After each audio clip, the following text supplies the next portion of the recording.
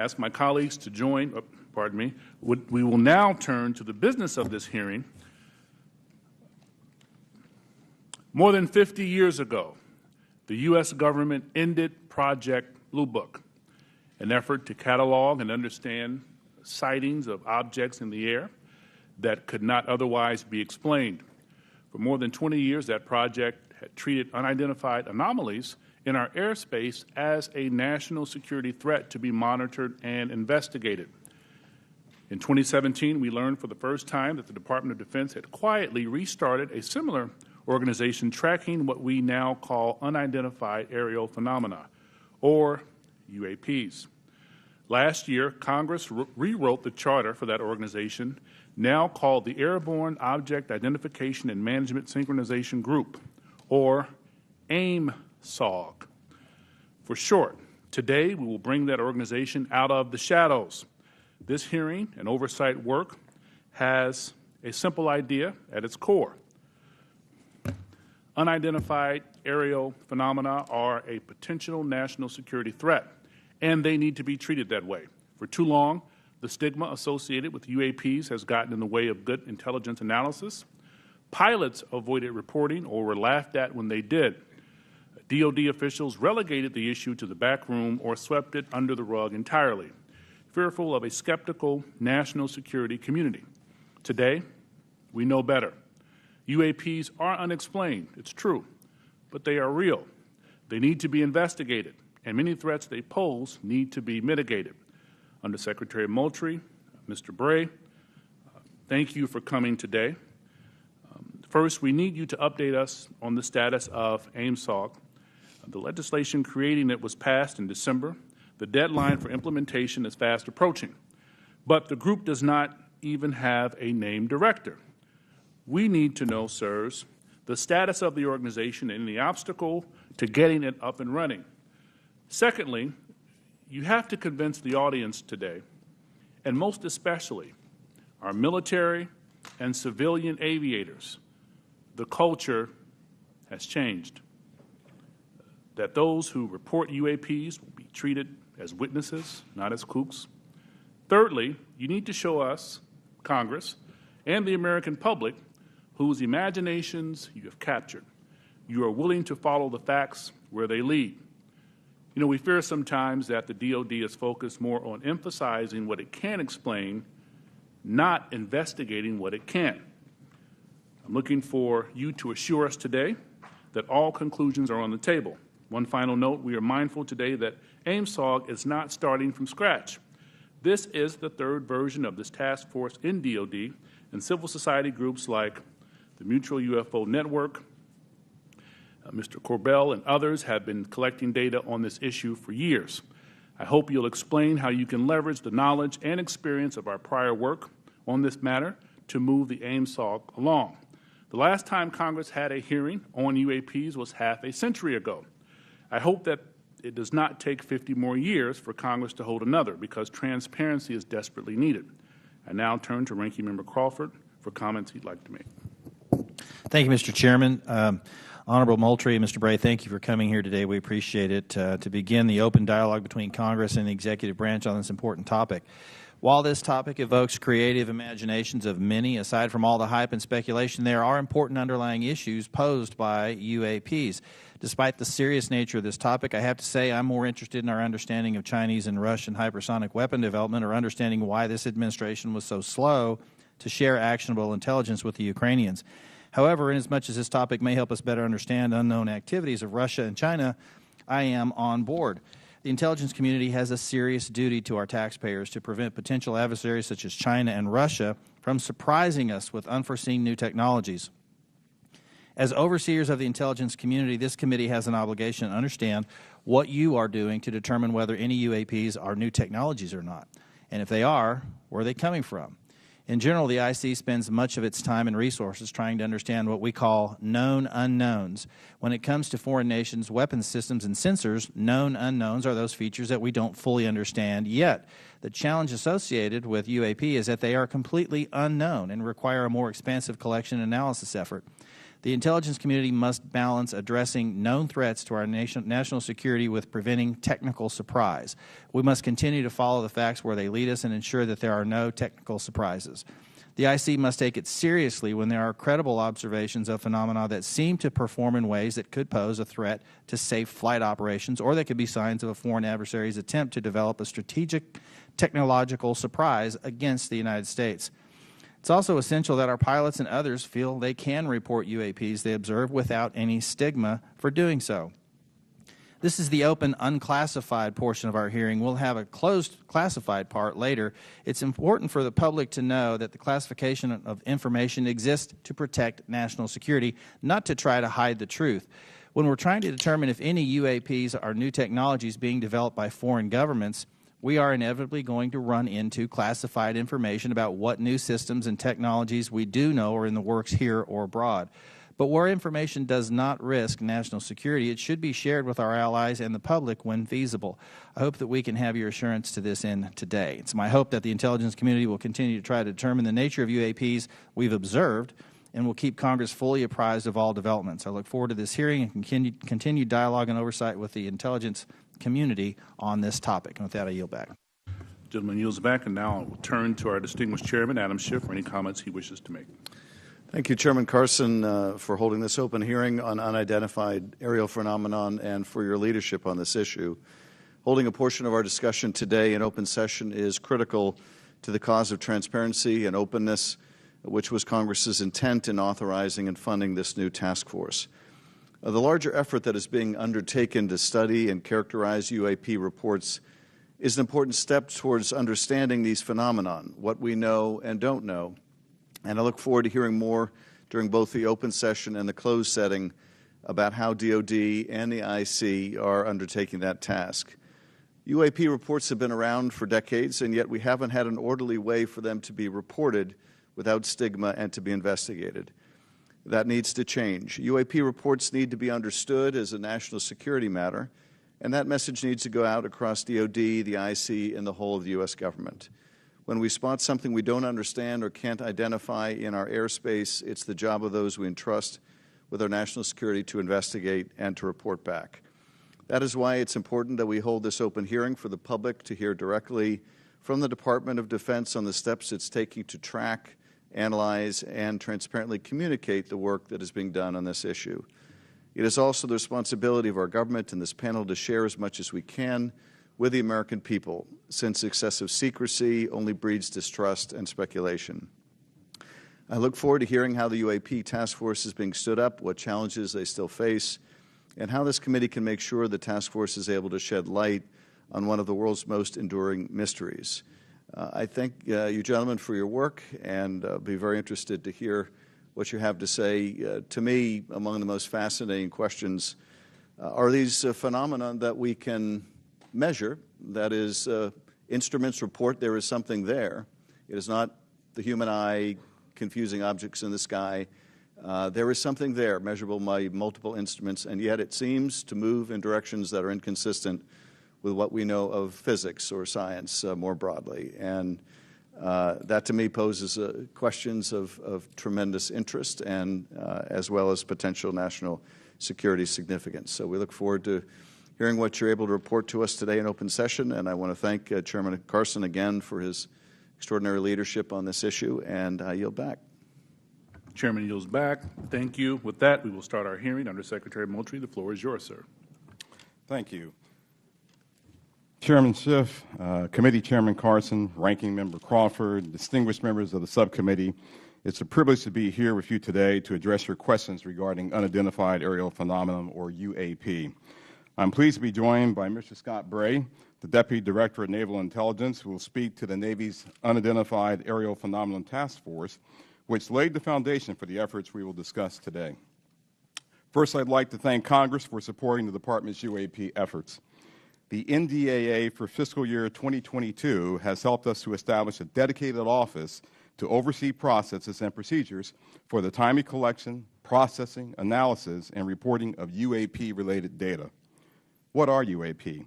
Put simply, UAP are airborne objects that, when encountered, cannot be immediately identified. However, it is the Department's contention that by combining appropriately structured, collected data with rigorous scientific analysis, any object that we encounter can likely be isolated, characterized, identified, and, if necessary, mitigated. We know that our service members have encountered unidentified aerial phenomena, and because UAPs pose potential flight safety and general security risks, we are committed to a focused effort to determine their origins. Our effort will include the thorough examination of adversarial platforms and potential breakthrough technologies, U.S. government or commercial platforms, allied or partner systems, and other natural phenomena. We also understand that there has been a cultural stigma surrounding UAP. Our goal is to eliminate the stigma by fully incorporating our operators and mission personnel into a standardized data gathering process. We believe that making UAP reporting a mission imperative will be instrumental to the effort's success. The Defense Intelligence and Security Enterprise provides real-time support to our warfighters and mission personnel across all domains. To optimize the Department's UAP work, we are establishing an office within the Office of the Secretary of Defense. That office's function is clear: to facilitate the identification of previously unknown or unidentified airborne objects in a methodical, logical, and standardized manner. These goals will ensure that we are working closely with operational personnel on training and reporting requirements, developing data and intelligence requirements, standardizing and integrating processes and procedures for collection, operational surveillance, analysis, and reporting, leveraging our research and development capabilities to improve detection, characterization, and identification of UAPs, developing mitigating solutions and procedures, and identifying strategy and policy solutions. This effort will maximize collaboration and build upon already existing relationships with the Office of the Director of National Intelligence, the FAA, DHS, and the FBI. We are also committed to strong partnerships with the Department of Energy, NOAA, the DEA, NASA, and the national labs, and just as importantly, our international partners and allies. With regard to the importance of transparency, the Department is fully committed to the principle of openness and accountability to the American people. However, we are also mindful of our obligation to protect sensitive sources and methods. Our goal is to strike that delicate balance, one that enables us to maintain the public's trust while preserving those capabilities that are vital to the support of our service personnel. In closing, the Department is committed to this effort and welcomes the challenge. We thank you for your committed support and look forward to your questions.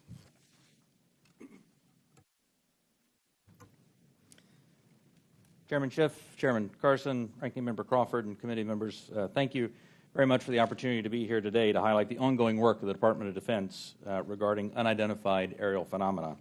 Since the early 2000s, we have seen an increasing number of unauthorized and or unidentified aircraft or objects in military-controlled training areas and training ranges and other designated airspace. Reports of sightings are frequent and continuing.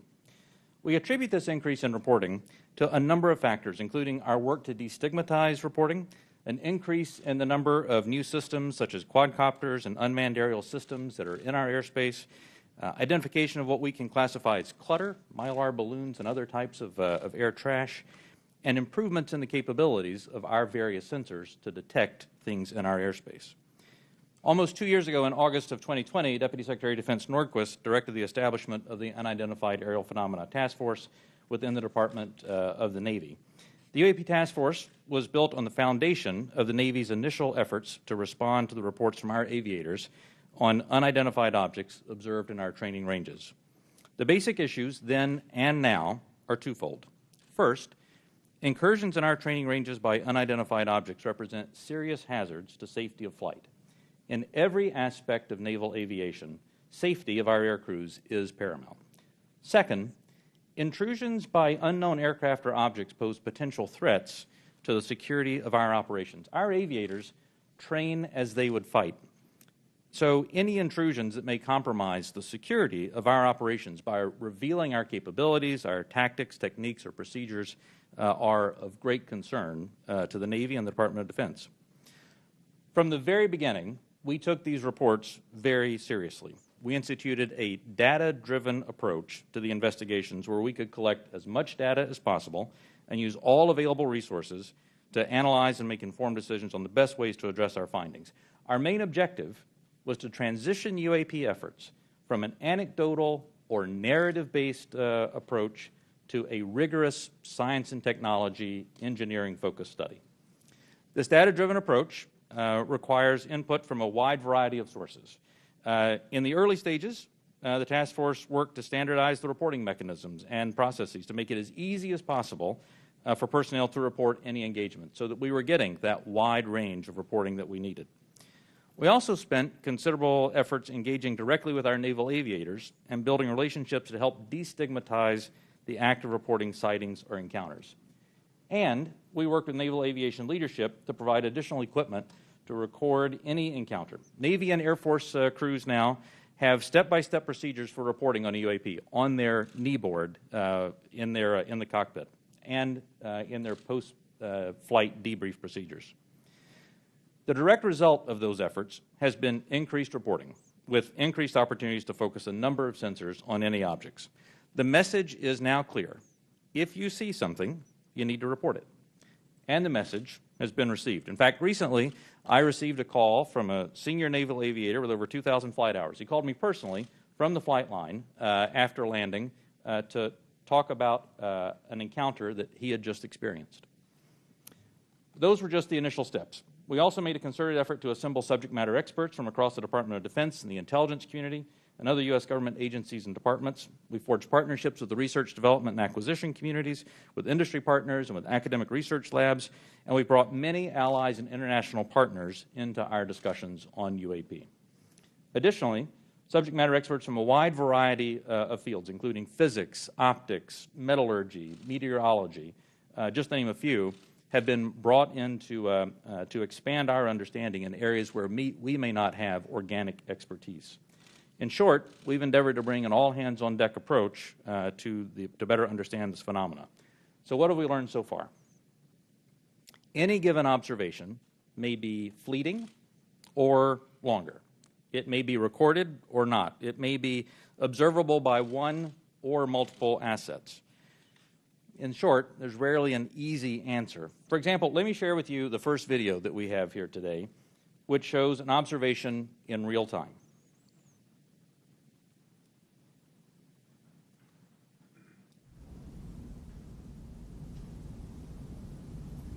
There it was.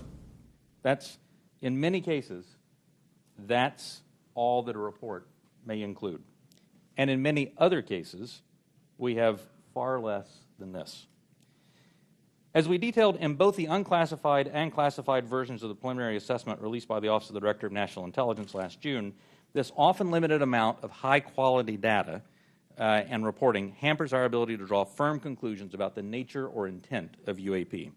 As detailed in the ODNI report, if and when individual UAP incidents are resolved, they likely fall into one of 5 potential explanatory categories: airborne clutter, natural atmospheric phenomena, U.S. government or U.S. industry developmental programs, foreign adversary systems, or a other bin that allows for a holding bin of difficult cases and for the possibility of surprise and potential scientific discovery. We stand by those initial results. Since the release of that preliminary report, the UAP Task Force database has now grown to contain approximately 400 reports. The stigma has been reduced. We've also made progress in resolving the character of a limited number of UAP encounters. For example, let me show you a couple of another video and image taken years apart in different areas. In this video, U.S. Navy personnel recorded what appears to be triangles, some flashing, recorded several years ago, off the coast of the United States. This was recorded while the U.S. Navy ship observed a number of small unmanned aerial systems in the area. And importantly, the video was taken through night vision goggles with a single lens reflex camera. These remained unresolved for several years.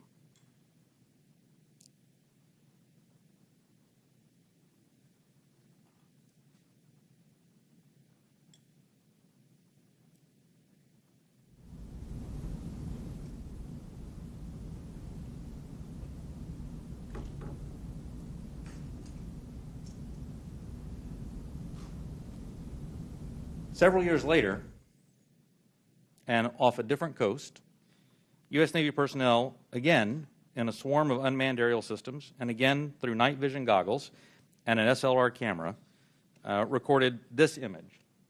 But this time, other U.S. Navy assets also observed unmanned aerial systems nearby. And we're now reasonably confident that these triangles correlate to unmanned aerial systems in the area. The triangular appearance is a result of light passing through the night vision goggles and then being recorded by an SLR camera. Now, I don't mean to suggest that everything that we observe is identifiable, but but this is a great example of how it takes considerable effort to understand what we're seeing in the examples that we are able to collect. In this example, we accumulated sufficient data from 2 similar encounters from 2 different time periods in 2 different geographic areas to help us draw these conclusions. That's not always the case, though. We recognize that that can be unsatisfying or insufficient in the eyes of many. This is a popular topic in our nation, with various theories as to what these objects may be and where they originate. By nature, we are all curious and we seek to understand the unknown. And as a lifelong intelligence professional, I'm impatient. I want immediate explanations for this as much as anyone else. However, understanding can take significant time and effort. It's why we've endeavored to concentrate on this data-driven process to derive fact-based results. And given the nature of our business, national defense, we've had to sometimes be less forthcoming with information in open forums than many would hope. If UAP do indeed represent a potential threat to our security, then the capabilities, systems, processes, and sources we use to observe, record, study, or analyze these phenomena need to be classified at appropriate levels. We do not want potential adversaries to know exactly what we're able to see or understand, or how we come to the conclusions we make. Therefore, public disclosures must be carefully considered on a case-by-case basis. So what's next? We're concentrating on a seamless transition to the new organization, and future analysis of complicated issues of UAP issues will greatly benefit from the infrastructure, the process, and the procedures that we've developed to date. I'm confident that the task force under Navy leadership has forged a path forward that will allow us to anchor assessments in science and engineering by anecdotal evidence. We remain committed to that goal, as I know the USDI organization does as well. So thank you very much for your interest and continuing support for the UAP Task Force. The team's made a lot of progress, but we really are just establishing the foundation for the more detailed analysis that's yet to be done. And with your continued support, we can sustain that momentum necessary to produce data-centric analysis and understanding of the phenomena. I look forward to your questions. Thank you. Thank you, Mr. Bray. This is the 3rd version of this task force, and to be frank, one of Congress's concerns is that the executive branch in administration from both parties has been sweeping concerns about UAPs under the rug by focusing on events that can be explained and avoiding events that cannot be explained. What can you say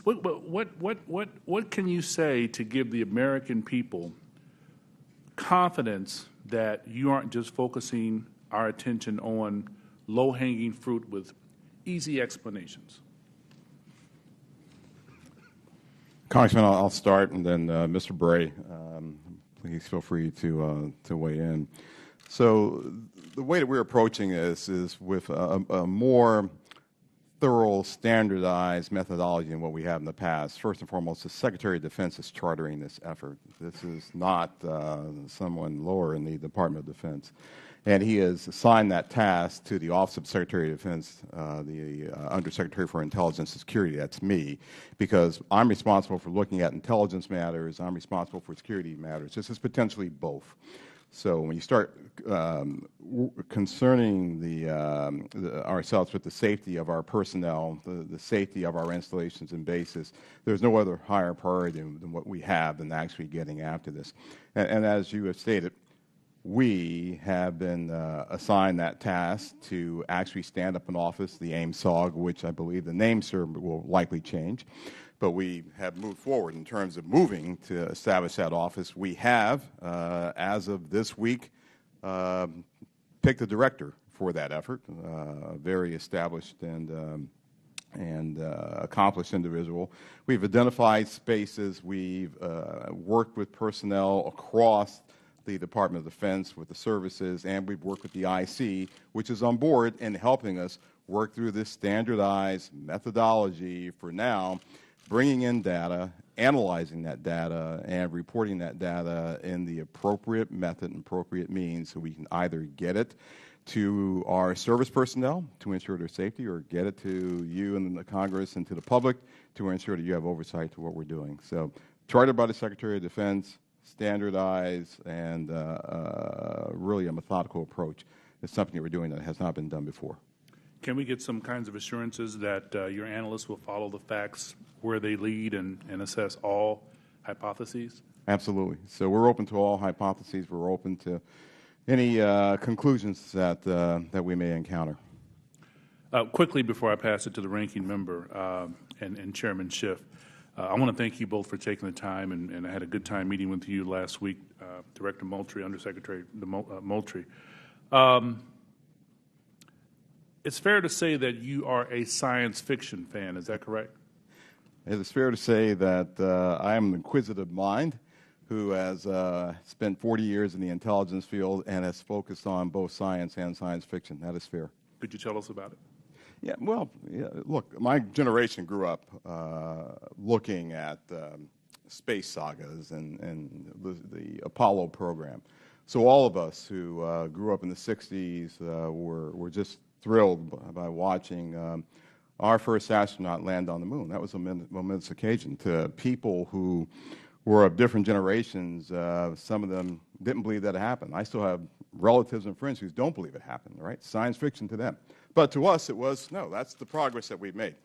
And so I was enthralled by that, and I've taken that to heart. I enjoy the challenge of what may be out there.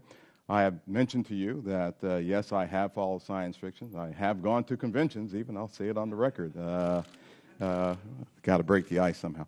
But, you know, I have done that, right? But there's nothing wrong with that. Don't necessarily dress up, but I do, you know, I do believe that it's important to show that the Department of Defense has, you know, we have character, and we're people just like you, just like the American people. We have our inquisitiveness. We have our questions. We want to know what's out there as much as you want to know what's out there. We get the questions not just from you, we get it from family members. And we get them night and day, not just in committee hearings. So finding what's out there is important, but first and foremost, it's important for us to do that so that we can ensure that our people, our personnel, our aviators, our bases and installations are safe. And then that curiosity factor is something else that we just want to know, because that's the human race. It's just, you know, that insatiable desire to know. Thank you, sir. Ranking Member Crawford. Mr. Moultrie, you said you don't necessarily dress up. That wasn't a real strong statement. Gentlemen, thank you for being here today. We appreciate it. And thank you, Mr. Moultrie, for breaking the ice the way you did. Appreciate that. The inability to understand objects in our sensitive operating areas is tantamount to an intelligence failure that we certainly want to avoid. This is not about finding alien spacecraft, but about delivering dominant intelligence across the tactical, operational, and strategic spectrum. So my question is, how can AIM-SOG lead to prevention of intelligence surprises? Sure, I'll start with that. So the goal of our effort is to integrate it into what we already do on a normal basis, which is look for the unknowns, Congressman, as you stated in your opening remarks, across all domains. So we've been doing this for decades. We've been looking at the space domain, looking at space objects, looking at space weather, looking at space phenomenon. We've been looking at things in the air domain, and we, as you know, and I'll talk more about this in classified session, but we have a very concerted effort to understand adversarial platforms and adversarial developmental programs. And we do that also in the ground domain. And of course, we're very interested in what happens in the underwater or sea domain, if you will, subsurface domain. So if there are objects that our aviators or air crews are encountering in this air domain, and their sensors are discovering or detecting some of these objects, we want to just bring that in to the normal process that we have for identifying unknown unknowns. We want to make sure we have the intelligence requirements that allow us not only to look at that event from the time that it occurs forward, but maybe retrospectively we want to go back and see if we can get to the left of that event to say, was there some developmental program that we, to get to your technical surprise issue, sir, that we should have known about? And if so, how do we put that intelligence requirement in place to ensure that we are following an adversarial development or any other development that may be out there?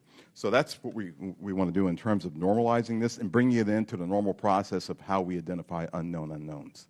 So you mentioned fidelity, and I think it's important to talk about the relationship from the Navy as the lead agency on this. How do you interact with Space Force, Air Force, to create that degree of fidelity? We're talking about sensors and so on, and I guess where I have some concerns that many of the images that we see commonly in this committee and even in open source, the resolution and the clarity that would allow a robust technical intelligence analysis is challenging.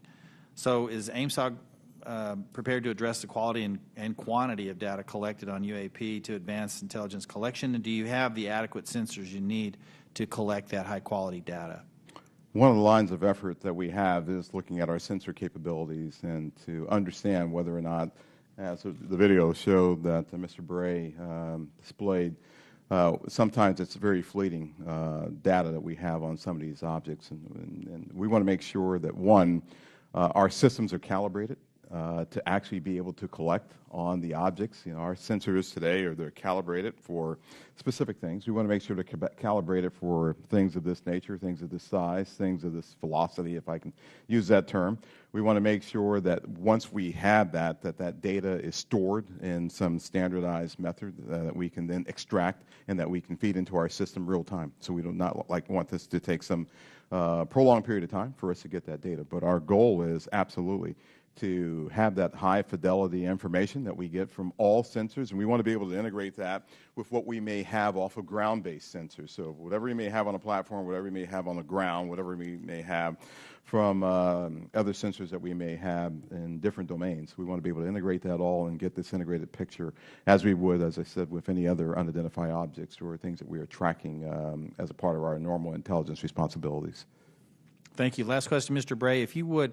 I'm a Navy pilot. I've encountered a UAP. Walk me through the reporting protocol once I see something that I think needs reported. The first thing that aviator would do after landing as a part of their normal debriefing is they would contact their intelligence officer. Their intelligence officer would then walk them through first filing a data preservation to ensure that whatever sensor data may be on the aircraft, that we preserve that so that it's available for later analysis. Second, they would actually fill out a form that includes details like where they were operating, altitudes they were operating, speeds, what they observed, whatever sensor data they may have recorded from that. And then that report is filed. It goes two places. One, it goes through the operational chain of command, so that operational units are aware of what's being observed, and also through the UAP task force, so that they can take that data, database it, and quite often have individuals from the task force contact the aviator and ask them additional questions if there were things that weren't clear in the report. That then goes into a database where we begin to compare it with other observations that we have, again, comparing for locations, comparing for altitude, speeds, shapes, if any RF emissions were detected from the platform, all of that, so that we can try to reach some conclusions on that. Thank you. Yield back. Gentleman yields back. Chairman Schiff. Thank you, Mr. Chairman. Mr. Bray, can you rerun that first image that looked like it was outside of a plane window? And if you wouldn't mind going up to the screen and tell us what we're seeing. Not that you can necessarily tell us what we're seeing, but right. Explain what we should be looking at in that first image. Absolutely. And Alexi, what I'll ask is if you can stop it at a certain point.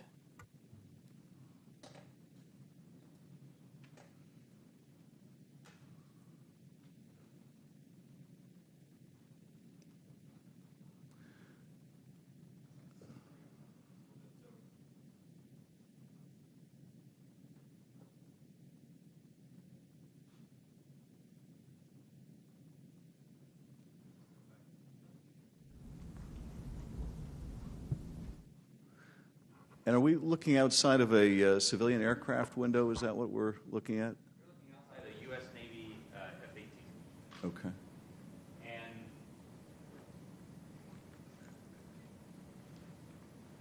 this is great. Shows how difficult the analysis is. Go just a little farther forward, Alexi.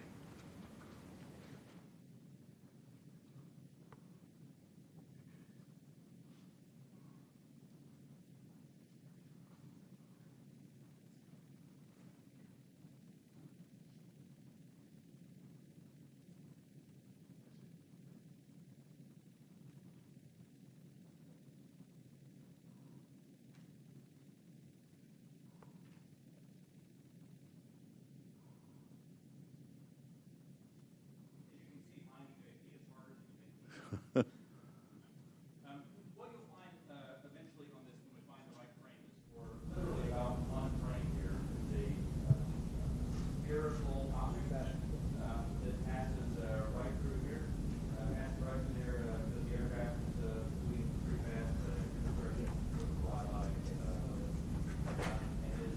Is that it right there? Can you point to the screen again what we're supposed to be looking at?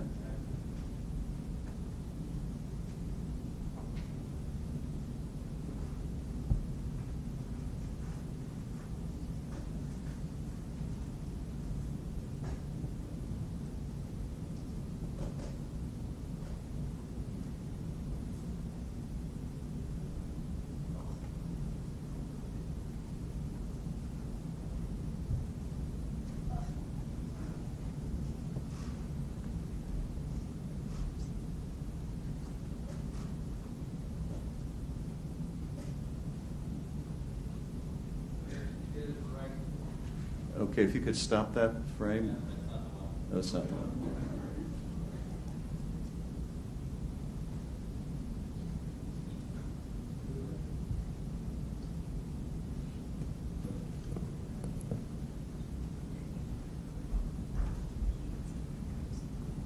Alexi, just push play.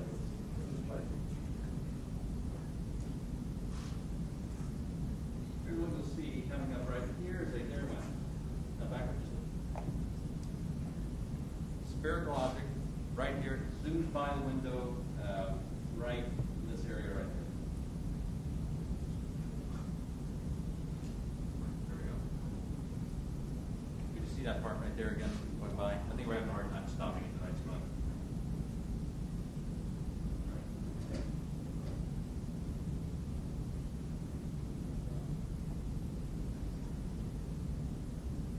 Okay. So as you can see, it's difficult, and I think a part of the issue here is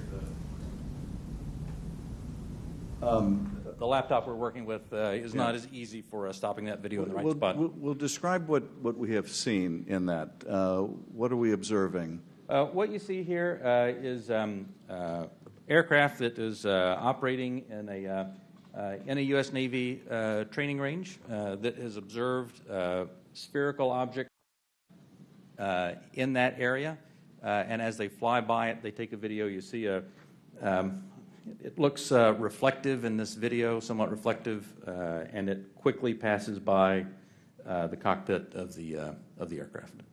And is this one of the phenomena that we can't explain? I do not have an explanation for what this specific object is. And is this one of the situations where it is? That's the object that we're looking at right there? Thank you.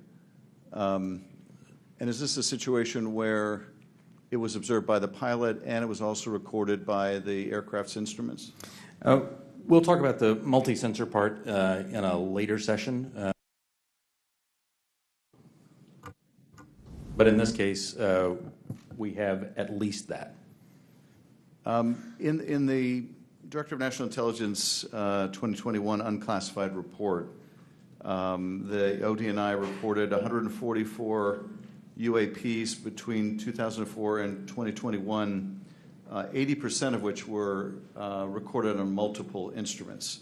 And I take it, with respect to some of those, you had a pilot seeing them if it was observed by a pilot, right, and you had multiple instruments recording it. So you really have three sensors, the human sensor and two technical sensors detecting the object, is that? For the majority of incidents that we had in the last year's report, the majority had multi-sensor data. When I talk about the 400 reports that we have now, that number will certainly go down because a lot of those new reports that we have are actually historic reports that are narrative-based. So that percentage will go down just as a factor of the fact that the destigmatization has resulted in more narrative reports. And that's the object we're looking at right there now, right? That's it right there. Okay.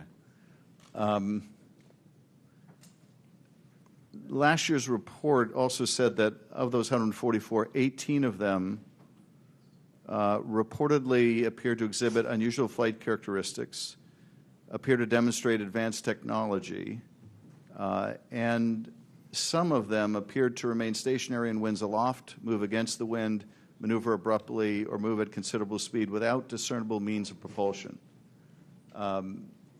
That's pretty intriguing. And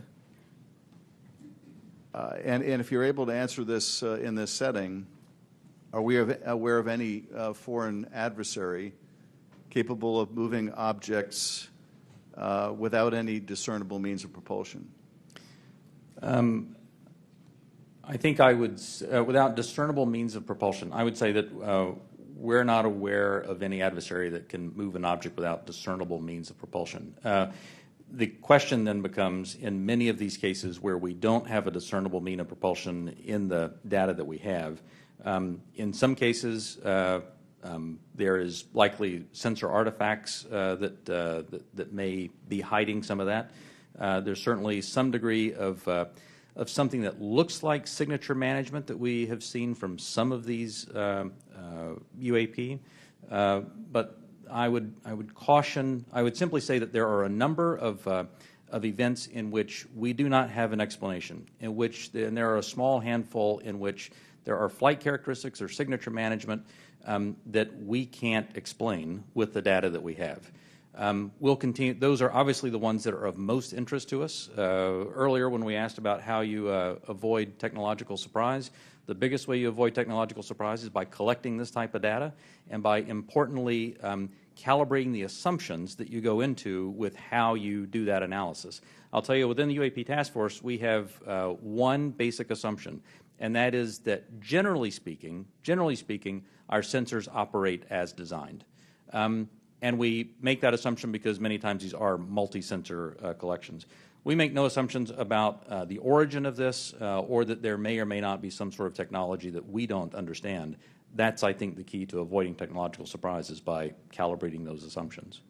And finally, with respect to the second two videos showing the small triangles, the hypothesis is that those are commercial drones that, because of the use of night vision goggles, appear like triangles. Is that the operating assessment? Some type of drone, some type of unmanned aerial system, and it is simply that light source resolves itself through the night vision goggles onto the SLR camera as a triangle. And have we, in order to prove that hypothesis, flown a drone and observed it with that same technology to see whether we can reproduce the effect? The UAP Task Force is aware of studies that have done that. Okay. Thank you, Mr. Chairman. I yield back. The gentleman yields back. Dr. Winstrup. Thank you, Mr. Chairman. Thank you all for being here. My first question is, through this process where there's been sightings, have the sightings been stationary, or have they always been sighted from a moving object, from a plane or a ship that may be moving? Have these reports ever come from a stationary object being observed in the sky? The UAP Task Force does have reports from stationary, reports from a stationary observer. Because there's a difference observing something when you're moving as right. well. It's physics, right? That's right. why I asked that question. Are we capable, or have we made any breakthroughs, or anyone made any breakthroughs, to be able to sight something and make some determination at all of its composition, whether it's a solid or a gas? Is there any such capability? From Not asking what, I'm just... Right. From some of the returns, I mean, it's clear that that the majority, well, it's clear that many of the observations that we have are physical objects from the sensor data that we have. Well, gas is a physical object. It can be, and so, and you see where I'm going with this. I'm trying to determine what it is we're looking at. So if we can decide if something is a solid or a gas, and if there have been any conclusion on its capabilities, like its capabilities of movement, of turning, going, 180 degrees or 90-degree turn, anything along that line that we've been able to determine. Within the, and again, I should point out that that there is not a single explanation for UAP. There are a lot of different things that are unidentified aerial phenomena. Basically, we really don't know much on that. That's all I'm trying to get at. And I'm pleased that you have protocol right now for our military, but are there any non-military reports coming forward of similar events, or is it all coming from military? The UAP Task Force has a very good working relationship with the FAA. They have a very good working relationship with other parts of the U.S. government so that we can ingest reports from Do we have from any those sources. reports non-military? Yes. Thank you. That's my question. And do we need to put out protocol for civilians that may be in that arena, like through FAA? Do you think that would be appropriate and helpful? I think standardized reporting, without a doubt, is key to helping us get to ascertain what some of these are. I think it would be important as well. There are other people besides the U.S. that have had these experiences and reported them. Is that correct? There are. That's correct. Is it all of our allies, or is it allies and adversaries? What have we learned publicly? So some of that, I think, sir, we'll save for closed session. Well, that goes to my next question. Publicly, have others made anything which would not have to be considered closed? So, I don't want you to answer what they've said necessarily. Allies have seen these. China has established its own version of a UAP task force, so clearly a number of countries have observations of things in the airspace that they can't identify. And do we share data with some, with all? Are they sharing with us? We share data with some, and some share data with us. But not necessarily all that have publicly reported something? That's correct. Okay. And I think that's an important thing, and for the other session, actually, that we don't discuss that now, because, obviously something like this can be a national security challenge for us, no doubt about it. If they're developed by an adversary through some breakthrough technology, they can be very disruptive to our military actions, or at least serve as a distraction. So my caution would be careful who we share our data with, and don't necessarily trust some of the data we may get from someone else. And with that, I yield back. Gentleman yields back. Mr. Himes. Thank you, Mr. Chairman. One of the objectives of this open hearing is to try to erode some of the stigma that attaches to, in particular, our military men and women reporting this. It's obviously really very serious because should one of our adversaries have developed a technology that we don't know about it, we need to know about it yesterday. And obviously, any sort of stigma that prevents our military from reporting this data as comprehensively as possible is a national security threat. So I really just have two questions in the service of that goal. The first is, the chairman asked that we run that video again. Most people, when they see a video, we're all used to seeing things from a car, seeing things from a sidewalk. Very few people have the experience of observing something through night vision goggles at Mach 1.5. So just talk for a minute about, if you would, whichever of you is most appropriate, how radically different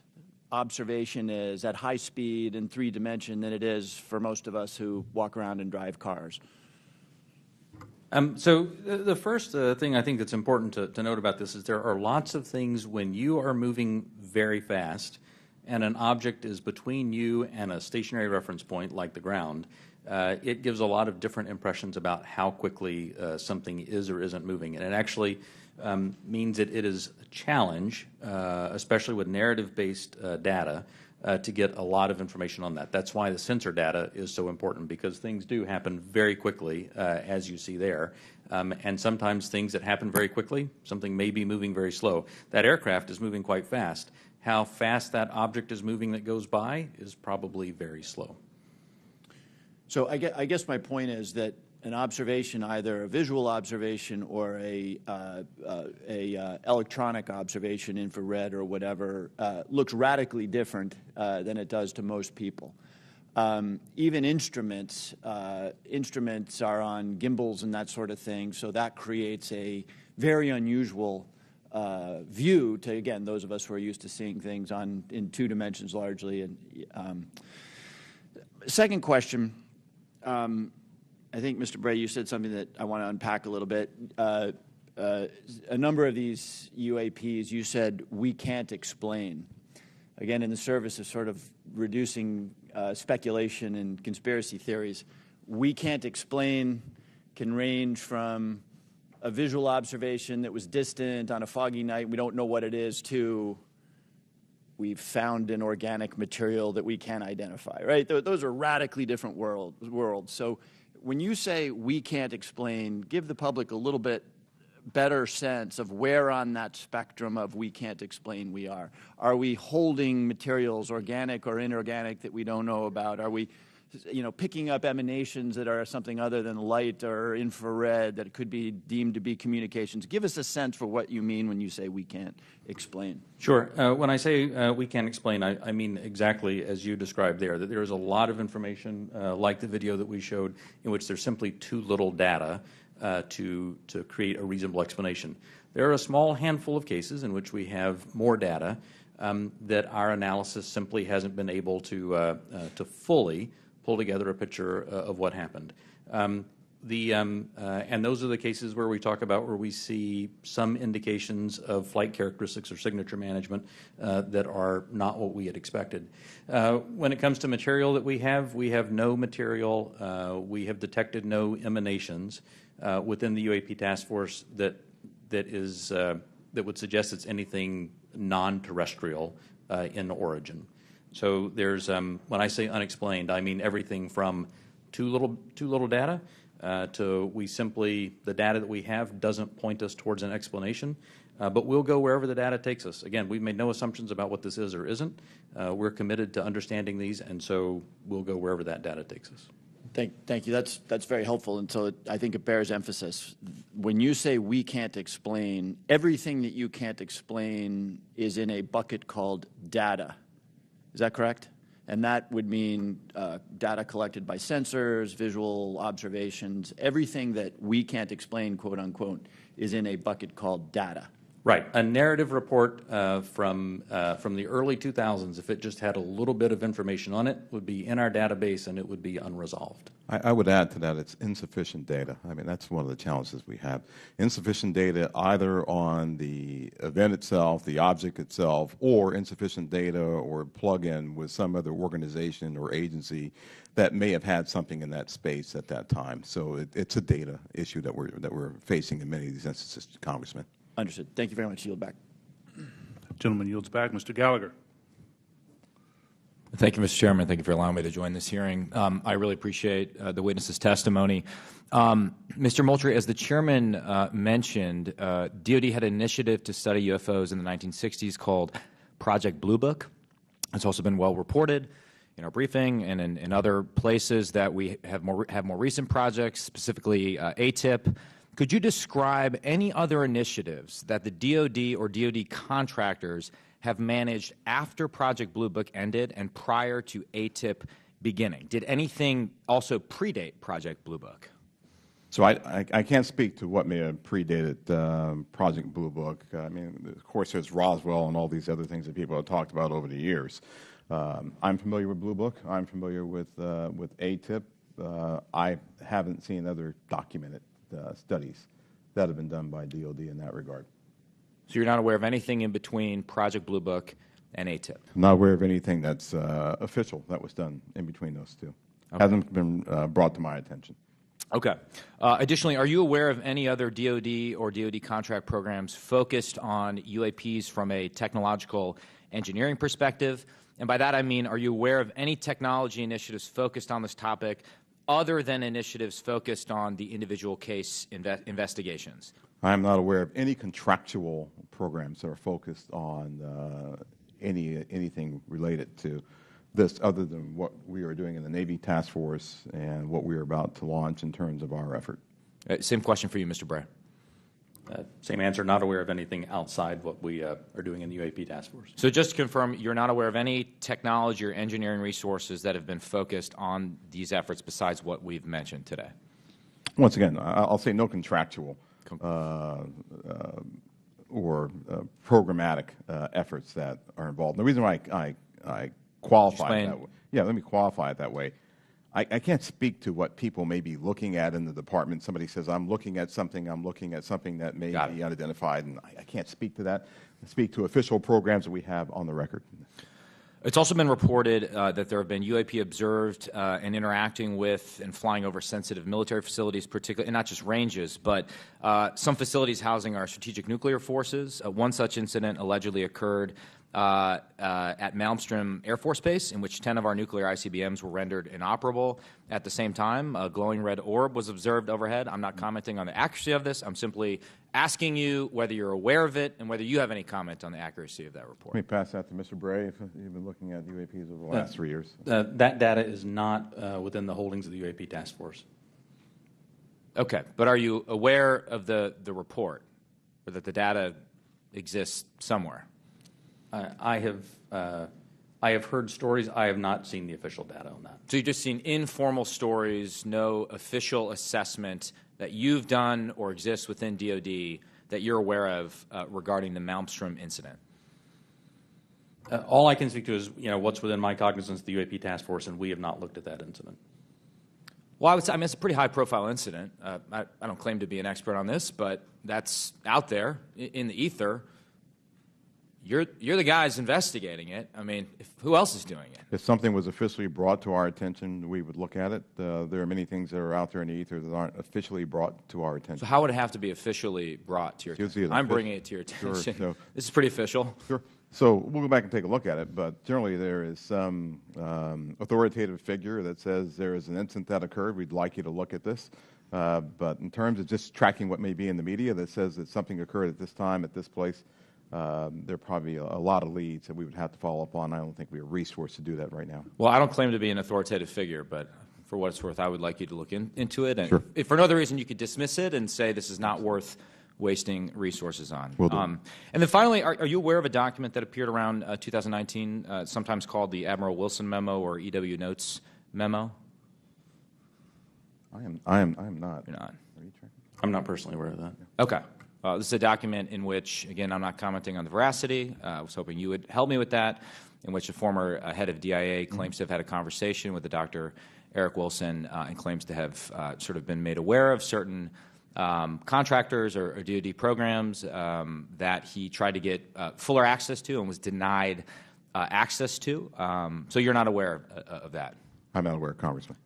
In my 10 seconds remaining, then, I guess I just would ask, Mr. Chairman, unanimous consent to enter that memo into the record. Without objection. Thank you, Mr. Chairman. Appreciate it. Mr. Krishnamurthy. Thank you, Mr. Chair, and thank you to both of you for appearing today and for your public service. First question is, there have been no collisions between any U.S. assets and one of these UAPs, correct? We have not had a collision. We've had at least 11 near misses, though. And maybe we'll talk about those 11 near misses or any place where there's close proximity. I assume, or tell me if I'm wrong, there's been no attempt, there's no communications or any kind of communication signals that emanate from those objects that we've detected, correct? That's correct. And have we attempted to communicate with those objects? No. So we don't even put out a alert saying, U.S. Identify yourself you are, within our flight path or something like that. We haven't said anything like that? We've not put anything out like that. Generally speaking, for example, in the video that we showed earlier, it appears to be something that is, unmanned, appears to be something that may or may not be in controlled flight, and so we've not attempted any communication with that. Okay, so, and I assume we've never discharged any armaments against a UAP, correct? That's correct. How about wreckage? Have we come across any wreckage of any kind of object that has now been examined by you? The UAP task force doesn't have any wreckage that isn't explainable, that isn't consistent with being of terrestrial origin. Do we have any sensors underwater to detect on submerged UAPs? Anything that is in the ocean or in the seas? So I think that would be more appropriately addressed in closed session, sir. Okay.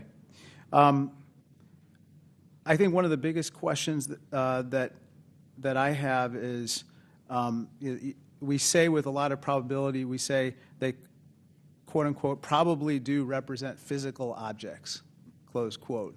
When we say probably, is that because we cannot conclusively say that they are physical objects? In the task force report, when I say probably represent physical objects, most of them represent physical objects. There could be some that are more of a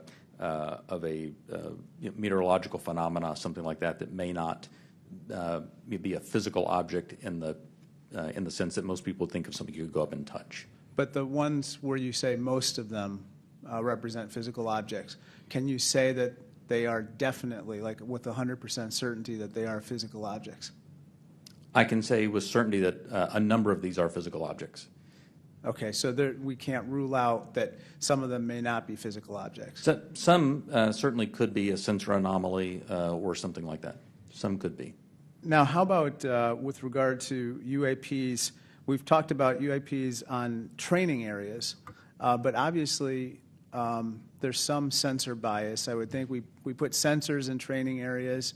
How about with regard to non-training areas?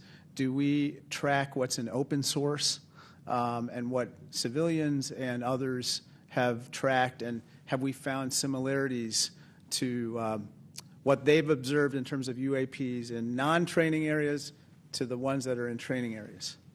The UAP task force has worked very hard to make sure the data set that we're working with is a data set that we have very good control over that data. So we have some partnerships with FAA so that we get some of that, so we get that reporting in.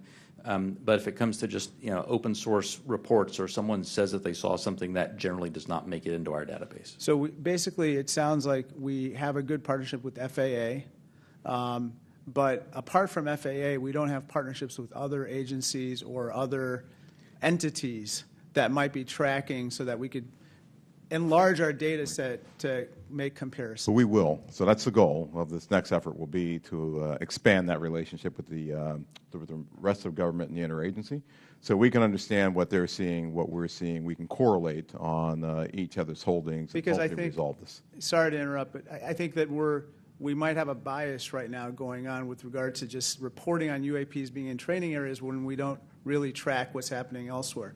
Last question. Have our encounters with UAPs altered the development of either our offensive or defensive capabilities or even our sensor capabilities? We'd save that for the closed session. Okay, great. Thank you. Mr. LaHood. Thank you, Mr. Chairman, and I want to thank the witnesses for being here today. Obviously, this topic of UAPs has attracted a lot of interest in people that are curious about this hearing today. As we talk about, and I would say there's a lot of what I would call amateur interest groups that are involved in the UAP field. My question is, when there are unsubstantiated claims or manufactured claims of UAPs or kind of false information that's put out there, what are the consequences for people that are involved with that or groups that are involved with that? So one of the concerns that we have is that there are a lot of individuals and groups that are putting information out there that that could be considered to be somewhat self-serving. We're trying to do what's in the best interest of, one, the Department of Defense, and then two, what's in the best interest of the public, to ensure that we can put factual-based information back into the mainstream and back into the bloodstream of the reporting media that we have, so people understand what's there. It's important because we are attempting, as this hearing has drawn out, to understand, one, what may just be natural phenomenon, two, what may be sensor phenomenology or things that were happening with sensors, three, what may be legitimate counterintelligence threats to places that we have or bases or installations, or security threats to our platforms. And anything that diverts us off of what we have with the resources that have been allocated to us, send us off in these spurious chases and hunts that are just not helpful. And they also they also contribute to the undermining of the confidence that the Congress and the American people have that we are trying to get to the root cause of what's happening here, report on that, and then feed that back into our national security apparatus so we are able to protect the American people and our allies. So it is harmful, it is hurtful, but hopefully if we get more information out there, we'll start to lessen the impact of some of those spurious reports. So just taking that a step further, that misinformation, false narratives, manufactured, so what are the consequences? Are there legal consequences? Are there examples that you can give us where people have been held accountable by this misinformation or disinformation? I can't give you, any examples where somebody's been legally held liable for putting something out there, but... Well, I guess what's the deterrent from people engaging in this activity? I don't know. I don't have that answer. That's something that welcome the dialogue with Congress to talk about that with the members who help legislate those laws to say what should be the legal ramifications that we could use to potentially hold individuals accountable, whether it be citizens or information that might be injected into our media by other forces or other countries, if you will. And in terms of DOD's review and analysis in this field, I mean, is there a standard in place when it comes to UAPs? I mean, is there any guidance you look to that's codified in law or otherwise within DOD that kind of sets out the standards for UAPs and what to look for? I think that's part of what the group that we're standing up now will be chartered to do. We're actually, from my organization, we'll be looking at policy and standards that we have to come to you and work with you to actually put in place and promulgate across our government. Thank you. I yield back. Gentleman yields back. Mr. Welch. Thank you. I'm going to follow on the line of questions from Mr. LaHood. Gentlemen, what seems incredibly difficult for you is that there's two almost competing but different narratives. One is no one knows whether there's extraterrestrial life. It's a big universe, and it would be pretty presumptuous to have a hard and fast conclusion. And then if there is, it's not beyond the realm of possibility that there is some exploration coming here. And that underlies a lot of the reports you get. I think Mr. LaHood was asking about that. People think there must be extraterrestrial life, and it's not at all beyond the pale that there would be a visit here. On the other hand, as the DOD, you have the responsibility to make sure that our national security is protected, and that if there are surveillance drones or active drones that can disable our systems, that has to be analyzed, has to be stopped. So how do you divide how do you separate your responsibilities where you get all these reports from folks who maybe in good faith, maybe not, believe that you should be investigating every possible report of a extraterrestrial incident? I'll start with you, Mr. Moultrie. Sure, indeed, Congressman, and thank you for the question. It's important that we, as a part of this effort, really build out the relationship that we have with others, including NASA, and for the reasons that you just pointed out. So there are elements in our government that are engaged in looking for life in other places, and they have been doing that for decades. Right? They've been searching for extraterrestrial life.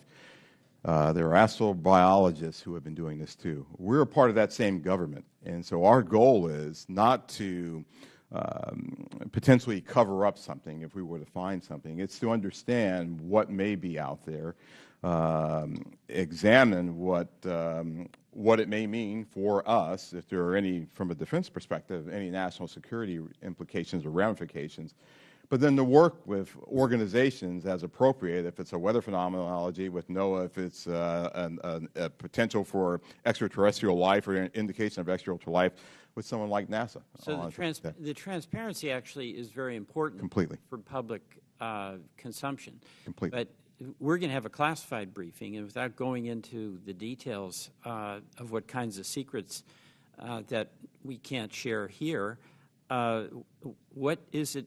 What are we protecting? I don't know if you can answer this question in this open forum, but in fact, your perception of what it is we have to, quote, protect. So I think right now what's really important for us to protect is how we know certain things. So there are a lot of things that we know, whether it be about the thinking of other leaders around the world, the weapon systems that are being developed, or how we detect things that may be threats to us. Many of those things are the result of some of our most sensitive sources and methods, and we'll use those things not just for this effort, but those same sources and methods are used to help protect us from adversaries and from others who might mean to do us harm. There aren't separate UAP sensors. There's not a separate UAP processing computer. There's not a separate UAP dissemination chain or whatever. So it's the same process. It's the same system that we have that helps us do all that. We need to protect that because this is something that we're looking at, but we're sure there are going to be other things that we'll look at in the future that we'll need those same sensors, we'll need those same sources and methods to help us do. So we're protecting the fact of that this nation has developed capabilities that enable us to know what may be threats to us and to counter those threats before they become something of a national issue. Thank you very much. I want to thank both you, Mr. Bray, and you, Mr. Moultrie, for your appearance today. I yield back. Gentleman yields back. Gentlemen, beyond videos, is there a range of other information that the executive branch has that would be valuable to the American people while protecting sources and methods, obviously? The details of individual encounters, including the time, place, and details of an encounter. And does the AIMSOG have a clear and repeatable process for considering public release as part of the process? Chairman Carson, and do you commit to building that process if it's not in place? The UAP Task Force, the security classification guide that the UAP Task Force has been operating under that I approved really was meant to protect those sources and methods and meant to protect any knowledge that an adversary intelligence entity may gain from understanding what we're tracking, how we track it, or when we're tracking it, or if we're not. And so that has been an important piece in the balance between transparency and preserving our warfighting advantage, because the U.S. military does train as it would fight.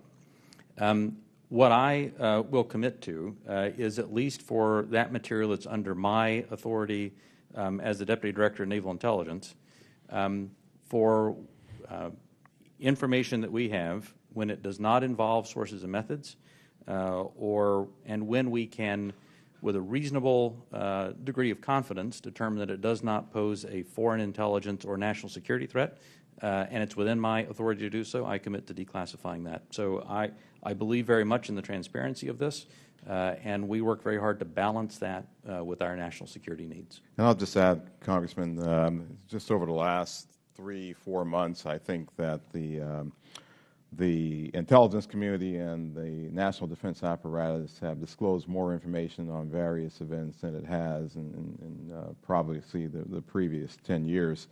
You have our commitment to work closely with the Director of National Intelligence and others in the declassification and downgrading of intel apparatus to ensure that we can get whatever information that we can out to the American people and to the public writ large.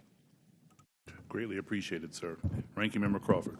Thank you, Mr. Chairman. Representative Stefanik is en route, I believe, just real quickly, but in the interim, if you'll indulge me, I just have a couple of real small questions. One is, do we have an example? Can you cite a specific example of an object that can't be explained as having been human-made or natural? I mean, the example that I would say that is still unresolved, that I think everyone understands quite well, is the 2004 incident from Nimitz. We have data on that, and it simply remains unresolved. Does not mean it resolves to being something, right, that is easily explainable or obviously it resolves to being something that is difficult to explain. But I can't point to something that definitively was not man-made, but I can point to a number of examples in which remain unresolved. Gotcha. With regard to videos that have appeared in open source channels, for example, the Tic Tac video, does AIMSOG maintain control of videos, and how do you prevent leaks of potentially classified videos or other material? So the AIMSOG, as we establish that organization, we will have a process for classified and compartmented holdings, and we will find a way of getting positive control over those. We have our sensitive access programs and special access programs that allow us to put what we call SAPs around things, and then there's controlled access programs that allow us to put caps around things. So we'll have that in place. Our goal will be ensuring that we're sharing that with the appropriate analysts and the appropriate exploiters, if you will, who can look at that data too. What we don't want to do is bring something into a DoD database or a DoD holding and then have so many wrappers around it, it's not available to those who really need to look at it and to exploit it. And that's one of the reasons we're establishing relationships with the interagency, with the IC, and others to be able to do that, sir. But we will do our best to maintain positive control over the materials that we have within our holdings. Thank you. Chairman Schiff. Thank you, Mr. Chairman. Just going back to the 2021 report, under the category of UAP appear to demonstrate advanced technology, those 18 incidents in which some of the UAP appear to remain stationary, winds aloft, move against the wind, maneuver abruptly, or move at considerable speed without discernible means of propulsion. It goes on to say, in a small number of cases, military aircraft systems processed radio frequency energy associated with UAP sightings. I couldn't tell from that whether that small number of cases was a part of the subset of 18. That is, among the 18 which appeared to move with unusual pattern or flight characteristics, did some of those also emit radio frequency energy? I would have to check with our UAP task force on that. I believe, without getting into specifics that we can do in the closed session, at least some that we have detected RF emissions from were not behaving oddly otherwise. And the significance of measuring that radio frequency energy is what? That we suspect that this was some form of aircraft in which there were radio transmissions?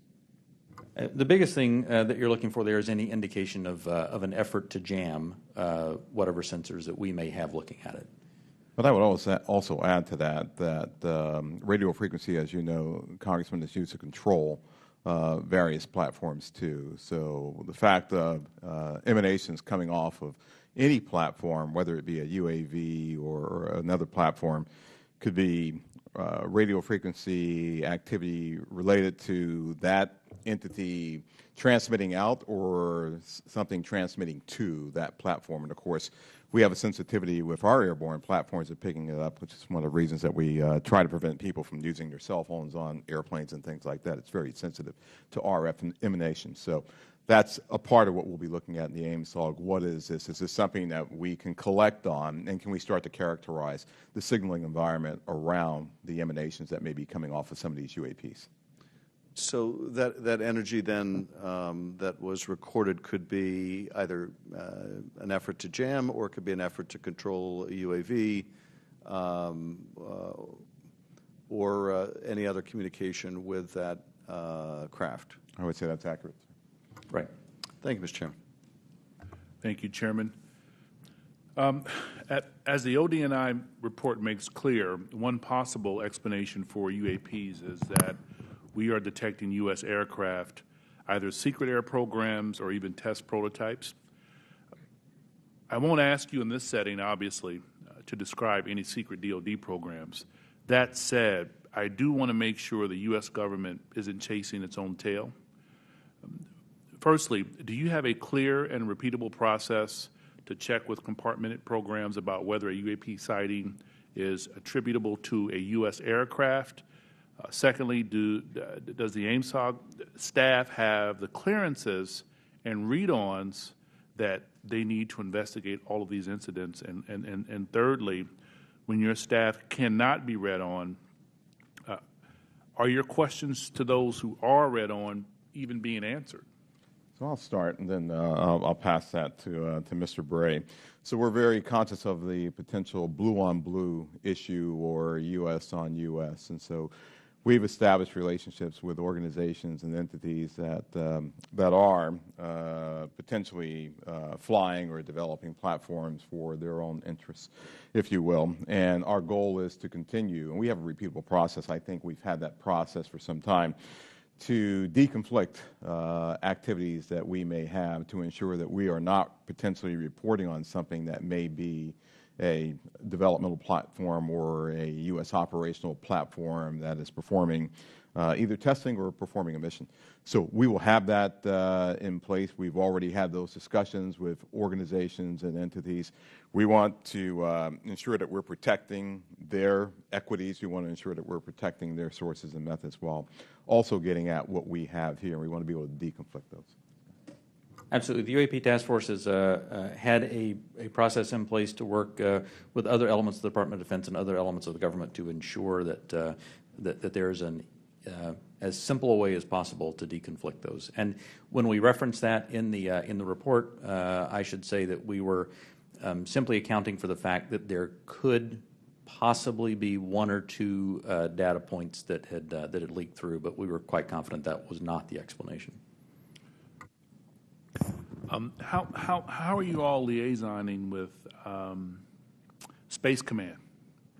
Specifically, how are you partnering with the parts of the U.S. Space Command responsible for space domain awareness? And how, if at all, are you partnering with the Space Force to analyze UAPs? The UAP Task Force has a very good relationship with Space Force, as it does with the rest of the Department of Defense. We have pulled analysts in from Space Force to ensure that that we're availing ourselves of that expertise, as well as any other material they may have that would be helpful. And Congressman, as you know, Space Force and Space Command, they have responsibility for space domain awareness. So what we've done, we coordinated with Space Force, we coordinated with their J2, and she is on board in terms of helping us plug into what they have and for us to have this interactive exchange of information and data. And we're doing that with all the services, not just with Space Force or Space Command. Thank you, sir. Ranking member, any additional questions? All right, Chairman Schiff. All right. With that, I want to thank you all for taking the time out. I also want to thank my colleagues on both sides of the aisle for participating in this very historical and important hearing. I think it's one of the few times we can demonstrate some degree of bipartisanship around UAPs and UFOs. So I love it. Appreciate it. Thank you. And we will see you all. We will recess this hearing for the moment and return in a closed session at noon.